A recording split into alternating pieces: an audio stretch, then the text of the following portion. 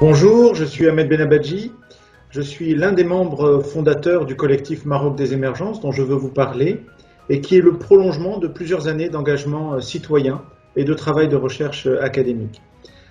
Sur le terrain, je travaille beaucoup dans le monde rural au travers de l'association Open Village que j'ai créée et de l'association Les Citoyens. J'enseigne l'économie sociale et solidaire à l'école centrale de Casablanca et j'ai cofondé un institut indépendant de recherche et de formation, l'Institut Transilience,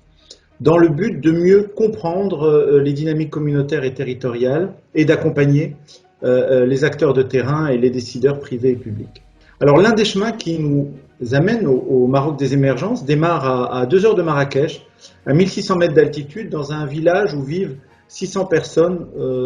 tout au fond d'une vallée assez encaissée et qui, il y a 10 ans, était un véritable condensé des problèmes du Maroc rural. Alors en 2010, une équipe du village s'est constituée pour piloter des projets de transformation et ils ont démarré sans un sou avec simplement 2 principes directeurs, l'autonomie comme méthode et la solidarité collective des habitants. Et les résultats de cette démarche assez originale de co-construction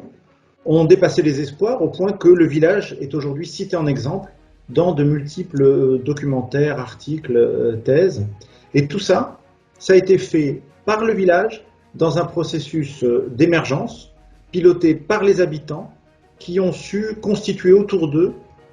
tout un écosystème de partenaires pour les aider. Alors cette expérience réussie aux côtés d'une émergence nous a donné envie d'en trouver d'autres et d'étudier leurs caractéristiques. Et c'est ce que nous avons fait avec un premier collectif de chercheurs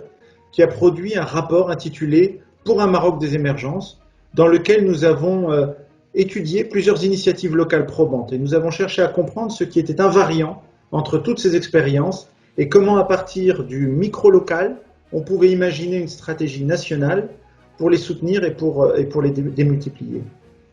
Nous avons soumis notre travail comme contribution à la commission royale qui a été formée à peu près à ce moment-là en vue d'élaborer un nouveau modèle de développement pour le Maroc. Et notre message sous-jacent, c'était que partout dans le pays, en fait, on trouve ces collectifs citoyens qui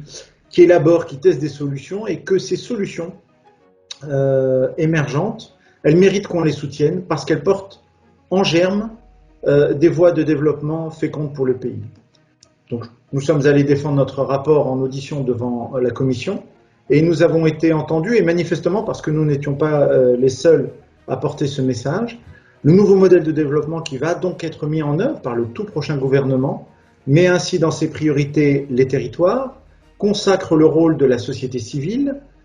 et dans une approche qui est à la fois systémique et partenariale. Et l'objectif clairement dit, c'est de rétablir un cadre de confiance avec les citoyens, notamment en améliorant la performance de l'État et en encourageant l'innovation sociale et l'expérimentation.